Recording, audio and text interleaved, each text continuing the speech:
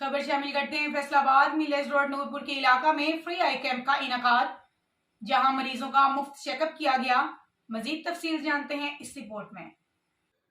तफसीलात के मुताबिक फैसलाबाद मिलत रोड नूरपुर के इलाका में फ्री आई कैंप का इनकाद किया गया, जहां senior eye specialist doctor Khalid Mahmood और खुसूसी आमद डॉक्टर सईद ताहर और उनकी टीम ने इलाका मकीनों का फ्री चेकअप किया और इलाका मकीन में फ्री अद्वियात भी दी गई और आंखों के मुतल्लिका लोगों में सेमिनार भी किया गया, जिसकी खसूसी काविश में मियाँ आमिर मिर्ज़ा मुजाहिद, सरदार काशिफ जट, सैफ अली, मोहम्मद अदील ने की। कैंप का इनकाद करने वालों का कहना था कि महंगाई के इस दौर में गरीब आवाम डॉक्टरों को चेकअप करवाने से गुरेजा। इलाके के चंद दोस्तों के साथ मिलकर हमने सीनियर डॉक्टर्स को बुलाकर गरीब आवाम का फ्री चेकअप करवाया और अद्वियात भी फ्री दी गई।